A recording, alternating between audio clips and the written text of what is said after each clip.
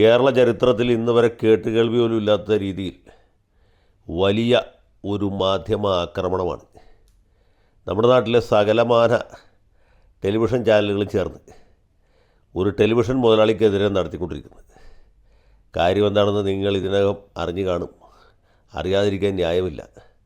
ഇന്ന് പുലർച്ചെ മിക്കവാറും എല്ലാ വൃത്താന്ത പത്രങ്ങളിലും വാർത്ത ഉണ്ടാകും.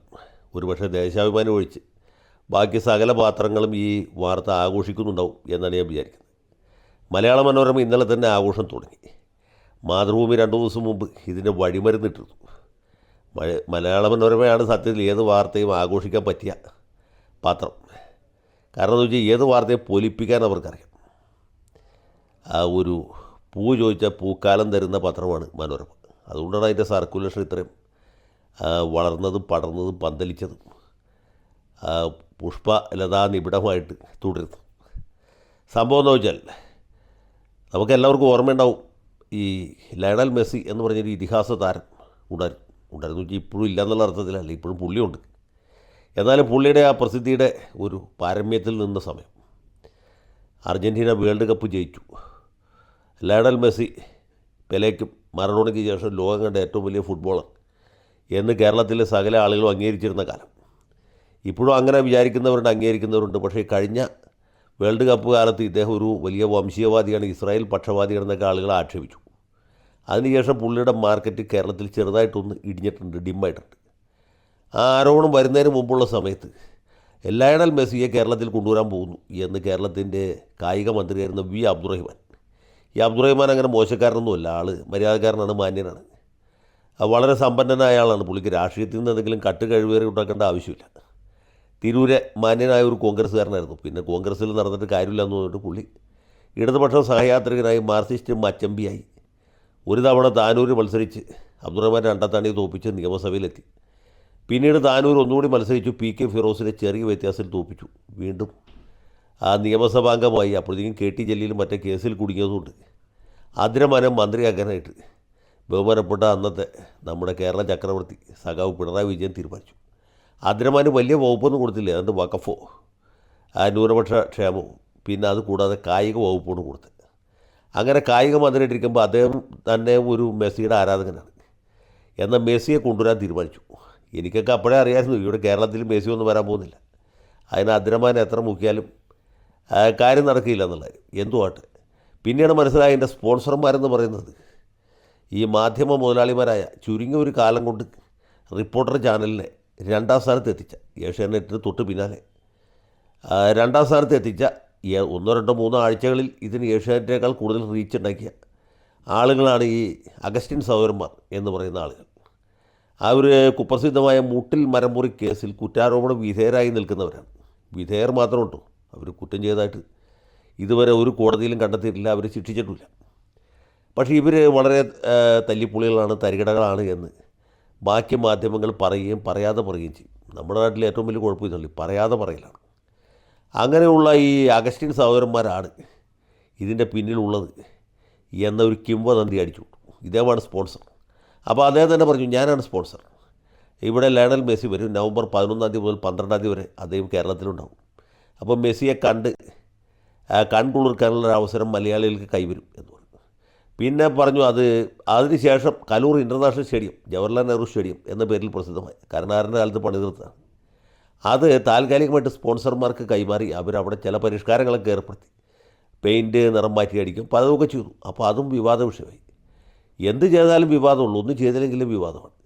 അങ്ങനെ അഗസ്റ്റിൻ സഹോദരന്മാരെക്കുറിച്ച് പല കഥകളും മാധ്യമങ്ങളിൽ ഉയർന്നു കേട്ടു. ഇദ്ദേഹത്തിനെതിരായിട്ടുള്ള ഏതൊരു ചെറിയ വാർത്തയും ഇവിടുത്തെ മാധ്യമങ്ങൾ പെരുപ്പിച്ച് അതേസമയത്ത് ഇതിൽ സബ്സ്റ്റൻസ് വല്ലതും ഉണ്ടാവും, അതും ഉണ്ടാവില്ല.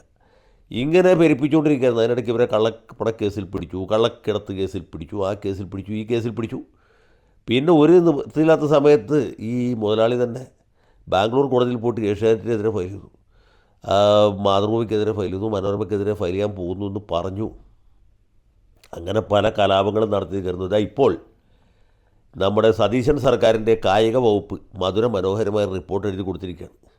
ആ റിപ്പോർട്ടിൽ പറയുന്ന അനുസരിച്ചാണെങ്കിൽ, റിപ്പോർട്ടെന്ന് വെച്ചാൽ സർക്കാരിൻ്റെ പല റിപ്പോർട്ടുകളിലും റിപ്പോർട്ട് മാത്രമാണ്, ഈ മെസ്സിയെ കൊണ്ടുവരുന്ന പരിപാടി എന്ന് പറഞ്ഞാൽ ഭൂലോക ഉടായിപ്പായിരുന്നു. മെസ്സി യഥാർത്ഥത്തിൽ ഇതൊന്നും അറിഞ്ഞിട്ടില്ല. അർജൻറ്റീന ഫുട്ബോൾ അസോസിയേഷൻ അറിഞ്ഞിട്ടില്ല, AFA അറിഞ്ഞിട്ടില്ല, ഫിഫ അറിഞ്ഞിട്ടില്ല. ചുരുക്കി പറഞ്ഞാൽ പഴയൊരു സിനിമാ പാട്ട് പോലെയാണ്. മലരമ്പൻ അറിഞ്ഞില്ല, മധുമാസം അറിഞ്ഞില്ല, ആരും അറിഞ്ഞില്ല. അദ്രമാനും ആൻഡ്രു അഗസ്റ്റിനും മാത്രമേ അറിഞ്ഞൂ. മെസ്സി അറിഞ്ഞില്ല, മെസ്സിയുടെ മാനേജർ അറിഞ്ഞില്ല, അർജൻറ്റീന അറിഞ്ഞില്ല, ബ്രസീൽ അറിഞ്ഞില്ല. ഇവിടെ നിന്ന് കുറച്ച് ആൾക്കാർ സ്പെയിനിൽ പോയിട്ട് മെസ്സിയുടെ ആളുകളുമായിട്ട് അർജൻറ്റീന ഫുട്ബോൾ ഫെഡറേഷനുമായിട്ട് എന്തോ ഒരു കരാർ ഉണ്ടാക്കിയെന്ന് പറഞ്ഞു. കരാർ സ്പാനിഷ് ഭാഷയിലാണ്. ആൻഡ്രു അഗസ്റ്റിന് സ്പാനിഷ് അറിയില്ല, പുള്ളിക്ക് ഹീബ്രുവും അറിയില്ല, ലാറ്റിനും അറിയില്ല. പുള്ളിക്ക് ആകെ അറിയാവുന്ന മലയാളം മാത്രമാണ്. ഇംഗ്ലീഷ് തന്നെ വലിയ തിട്ടമില്ല. അപ്പോൾ പുള്ളി ഇത് കണ്ടപ്പോൾ ഇതാണ് കരാറെന്ന് വിചാരിച്ചു. സത്യത്തിൽ അത് അർജൻറ്റീനയുടെ ബ്രോഷറായിരുന്നു. ബ്രോഷർ കണ്ടപ്പോൾ ഇത് കരാറാണെന്ന് അദ്രമാൻ വിചാരിച്ചു, അല്ല ആൻഡ്രു അഗസ്റ്റിൻ വിചാരിച്ചു. അതുകൊണ്ടെന്ന് കാണിച്ചപ്പോൾ അദ്രമാനും വിചാരിച്ചു. അദ്രമാൻ്റെ വിദ്യാഭ്യാസം 10ാം ക്ലാസ്സും ഗുസ്തിയുമാണ്. പുള്ളി വിചാരിച്ച് ഇതായിരിക്കും ലയണൽ മെസ്സിയുടെ പാസ്പോർട്ട്. ഉടനെ തന്നെ രണ്ടുപേരും കൂടി ഇവിടെ ഉത്സാഹം തുടങ്ങി. അങ്ങനെ ലയണൽ മെസ്സി നവംബറിൽ വന്നില്ല, മാർച്ചിലും വന്നില്ല. തെരഞ്ഞെടുപ്പിൽ അദ്രമാൻ തോറ്റുപോയി. അദ്രമാൻ ഇപ്പോൾ മുൻ മന്ത്രി, തോറ്റ MLA എന്ന തുലിക നാമത്തിൽ അറിയപ്പെടുകയാണ്. അത് അദ്രമാൻ അവസാനം താനൂരിൽ നിന്ന് തിരൂർക്ക് മാറി മത്സരിച്ചു, എന്നിട്ടും ഗുണം കിട്ടിയില്ല. തിരൂരെ പ്രബുദ്ധരായ വോട്ടർമാർ, അവർക്ക് അദ്ദേഹത്തെ കൂടുതലറിയാം. പുള്ളി നാട്ടുകാരനാണല്ലോ. പുള്ളിയെ ഡീസൻ്റായിട്ട് തോപ്പിച്ചു, തട്ടുമ്പുറത്ത് കയറ്റി. ഇപ്പോൾ പുള്ളിയെ പറ്റി ഒരു അറിവില്ല. പുള്ളി ഗൾഫിലേക്ക് പോയെന്ന് അറിയുന്നുണ്ട്, പോയില്ല എന്നും പറയുന്നുണ്ട്. ഏതായാലും ഇപ്പോൾ അദ്രമാൻ പെരുവഴി ആധാരമായി. ഇടതുപക്ഷ സർക്കാർ തന്നെ എന്താണ് പൊലിഞ്ഞ സ്വപ്നമായിട്ട് അവസാനിച്ചു. ഇടതുമുന്നണി തന്നെ ആകെ യോഗം ചേരാൻ പോലും പറ്റാത്ത അവസ്ഥയിൽ തട്ടിമുട്ടി മുമ്പോട്ട് പോവുകയാണ്. പിണറായി വിജയൻ പറഞ്ഞ ഇപ്പോൾ ബിനോയ് വിശ്വം പോലും കേൾക്കാത്ത കണ്ടീഷനായി. ഇതാണ് സംസ്ഥാനത്തെ ഒരവസ്ഥ. അപ്പോഴാണ് ഇത് പൊക്കിക്കൊണ്ട് വരികയാണ്. ഇതിൻ്റെ പുറകിൽ ഭീകരമായ തട്ടിപ്പായിരുന്നു. എന്താണ് ഫെറയുടെ വയലേഷൻ ഉണ്ട്, ഫെമയുടെ വയലേഷൻ ഉണ്ട്, പിന്നെ മണി ലോണ്ടറിങ് ഉണ്ട്, ആദായ നികുതി തട്ടിപ്പുണ്ട്. ഈ പേരും പറഞ്ഞ് ആൻഡ്രു അഗസ്റ്റിൻ ഇവിടെ നിന്ന് എത്രയോ ലക്ഷം ഡോളർ വിദേശത്തേക്ക് കടത്തി എന്നൊക്കെയാണ് മനോരമക്കാർ പറയുന്നത്. മനോരമക്കാർ മാത്രം പറഞ്ഞെങ്കിൽ പോട്ടെന്ന് വെക്കാറ്. കാരണം മാപ്പിളയുടെ പത്രമാണ്. അവർ പണ്ട് മുതൽക്ക് ബാങ്ക് തട്ടിപ്പ് നടത്തിയും അല്ലെങ്കിൽ ബ്ലേഡ് കമ്പനി ഉണ്ടാക്കിയൊക്കെ മനുഷ്യരെ പറ്റിച്ച പരിചയവും പാരമ്പര്യമുള്ള ആൾക്കാരാണ്. ദേശീയ സമരത്തിൻ്റെ പാരമ്പര്യം പുലർത്തുന്നു എന്ന് അവകാശപ്പെടുന്ന നമ്മുടെ ശ്രേയംസ് കുമാറിൻ്റെ മാതൃഭൂമി ഇത് തന്നെ പറയുന്നു. ഏഷ്യാനെറ്റുകാർക്ക് പണ്ട് തന്നെ ഇവരെ കണ്ണിനേരെ കണ്ടുകൂടാ. ആര്? ഈ അഗസ്റ്റിൻ സഹോദരന്മാരെ. കാരണം ഏഷ്യാനെറ്റിൻ്റെ 1ാം സ്ഥാനത്തിൻ്റെ അടുത്തുവരെ എത്തിയവരാണല്ലോ റിപ്പോർട്ടർ ചാനൽ. പിന്നെ മീഡിയ വൺ ചാനലുകാർക്ക് പണ്ട് അതിന് ഒട്ടും സഹിക്കാൻ പറ്റില്ല. ദാവൂദിനും അജിംസിനും തീരെ കണ്ടുകൂടാത്ത ആളാണ് ഈ അഗസ്റ്റിൻ. അപ്പോൾ സത്യം പറഞ്ഞാൽ ഈ പാവപ്പെട്ട അഗസ്റ്റിൻ സഹോദരന്മാരുടെ പുറത്ത് ഇവിടുത്തെ സകല മാധ്യമങ്ങളും കൂടി പൊതുയോഗം കൂടുന്ന കാഴ്ചയാണ് പ്രബുദ്ധ കേരളം കണ്ടുകൊണ്ടിരിക്കുന്നത്.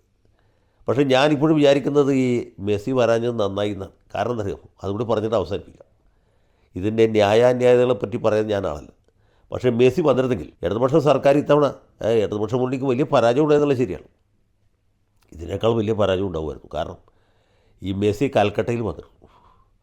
മെസ്സി കൽക്കട്ടയിൽ വന്നതിൻ്റെ കൃത്യം 1 മാസത്തിനുള്ളിൽ കൽക്കട്ടയിൽ പോകാനുള്ള ഭാഗ്യം എനിക്കുണ്ടായി. അവിടുത്തെ പ്രധാന ചർച്ചാ വിഷയം അപ്പോഴും മെസ്സിയായിരുന്നു. മെസ്സി കൽക്കട്ടയിൽ വന്നു. പശ്ചിമ ബംഗാൾ ഫുട്ബോൾ അസോസിയേഷൻ്റെ ക്ഷണം സ്വീകരിച്ച് മെസ്സി അവിടെ വന്നു. അവിടെ അഗസ്റ്റിൻ സഹോദരന്മാരായിരുന്നില്ല പുള്ളിയുടെ സ്പോൺസർ, വേറെ കൊള്ളാവുന്ന ആരായിരുന്നു. പക്ഷേ മെസ്സി വന്നിട്ട് എന്ത് പറ്റിയെന്ന് വെച്ചാൽ മറ്റേ സോൾട്ട് ലേക്ക് സ്റ്റേഡിയത്തിൽ മറ്റൊരുന്ന അദ്ദേഹത്തിൻ്റെ പരിപാടി. മെസ്സിയെ കാണാനായിട്ട് ആബാലവൃത്തം തൃണമൂൽ കോൺഗ്രസ്സുകാർ ഇടിച്ചു കയറി. മമതാ ബാനർജിയും അവരുടെ അനന്തരവൻ അഭിഷേക് ബാനർജിയും ഇപ്പോൾ അവരെ തെറി വിളിച്ചുകൊണ്ടിരിക്കുന്ന വിമത തൃണമൂലുകാരടക്കം സകല ആളുകളും മെസ്സിയെ കാണാനും തൊടാനും തോണ്ടാനും ഉമ്മ വയ്ക്കാനായിട്ട് തടിച്ചുകൂടി. ഈ കായിക പ്രേമികളും ഈ ക്ഷണിക്കപ്പെട്ട അതിഥികളും ബാക്കി ആളുകൾക്ക് ആർക്കും അതിൻ്റെ പരിസരത്തേക്ക് പോലും എത്താൻ പറ്റില്ല. ഭയങ്കര ബഹളമായി. അവസാനം പോലീസ് ലാത്തി ചാർജ് നടത്തിയാണ് ആരാധകരെ ഓടിച്ചത്. മെസ്സി ഒരു 10 മിനിറ്റ് ഇത് സഹിച്ചു. 10 മിനിറ്റ് കഴിയുമ്പോൾ പുള്ളിക്ക് സഹിക്കാൻ പറ്റില്ല. പുള്ളി സ്പാനിഷ് ഭാഷയിൽ പച്ചത്തെറി വിളിച്ചു പറഞ്ഞുകൊണ്ട് അവിടെ നിന്ന് ഇറങ്ങിപ്പോയി എന്നാണ് മനസ്സിലാക്കുന്നത്. അങ്ങനെ മെസ്സിയെ കൊണ്ടുവന്നുകൊണ്ടാണ് സത്യത്തിൽ മമതാ ബാനർജി പൊളിച്ച് പളീസായത്. അല്ലാതെ കണ്ട് BJPയുടെ കേമത്തെ കൊണ്ടൊന്നുമല്ല. അപ്പോൾ മെസ്സി വന്നതുകൊണ്ടാണ് മമതാ ബാനർജി തോറ്റത്. മെസ്സി വരാഞ്ഞതുകൊണ്ടാണ് അദ്രമാൻ തോറ്റത്. ഒന്ന് ആലോചിച്ച് നോക്കി. കണ്ണുണ്ടായാലും ദോഷമാണ്, കണ്ണില്ലാഞ്ഞാലും ദോഷമാണ്. ഇതാണ് നമ്മുടെ മെസ്സിയെ കൊണ്ടുള്ളൊരു ഉപദ്രവം. എൻ്റെ അഭിപ്രായത്തിൽ ഇപ്പോഴത്തെ നമ്മുടെ കായിക മന്ത്രി OJ ജനീഷ് എന്ന് പറഞ്ഞൊരു ചെറുപ്പക്കാരനാണ്, ഒരു പയ്യെന്ന് പറഞ്ഞത്. OJ ജനീഷ് ഇപ്പോൾ ചെയ്യാവുന്നൊരു കാര്യം എന്ന് വെച്ചാൽ യാമിൻ യമീൽ എന്ന് പറഞ്ഞൊരു ചെറുപ്പക്കാരൻ പുതുതായിട്ട് ഉയർന്നു വന്നിട്ട് സ്പെയിൻ്റെ, അവനെ കൊണ്ടുവരും എന്നൊരു ഡാബിറക്കിയാൽ മതി. അതിൻ്റെ ഉത്തരവാദിത്തം മനോരമക്കാരെ ഏൽപ്പിക്കുക. മനോരമക്കാരാകുമ്പോൾ ഇവൻ എങ്ങനെയെങ്കിലും സോപ്പിട്ട് ആ കുപ്പിയിലാക്കി കൊണ്ടുവരും. അപ്പോൾ മനോരമയ്ക്ക് ഒരു ബൂസ്റ്റാവും. മനോരമയാകുമ്പോൾ പിന്നെ മാതൃഭൂമി എതിർക്കില്ല, ഏഷ്യാനെറ്റും എതിർക്കില്ല, ആരും എതിർക്കില്ല. അപ്പോൾ യമാലിനെ കിട്ടുമെന്ന് നോക്കാം. ഒത്താവത്തു പോയാൽ പോയി, അത്രേ ഉള്ളൂ. പക്ഷേ കാശ് മുൻകൂർ കൊടുക്കരുത്. $1 ആരൊക്കെയാണ് വിദേശത്തേക്ക് അടുത്താന്ന് നമുക്കിപ്പോൾ പറയാനും പറ്റില്ല. അപ്പോൾ സംഗതികൾ വളരെ ജില്ലായിട്ട് നടക്കുന്നു. ഇന്ന് കർക്കിടകവാവാണ്, നല്ലൊരു ദിവസമാണ്. മരിച്ച ആത്മാക്കൾ വരുന്ന ദിവസമാണ്. അപ്പോഴാണിത് വരാതെ പോയ ലയണൽ മെസ്സിയുടെ ആത്മാവ് കേരളത്തെ ഇപ്പോഴും ഇങ്ങനെ കാക്കകളെ പോലെ കാ കാ കാ എന്ന് പറഞ്ഞ് സൂര്യൻ കിടത്തുന്നത്.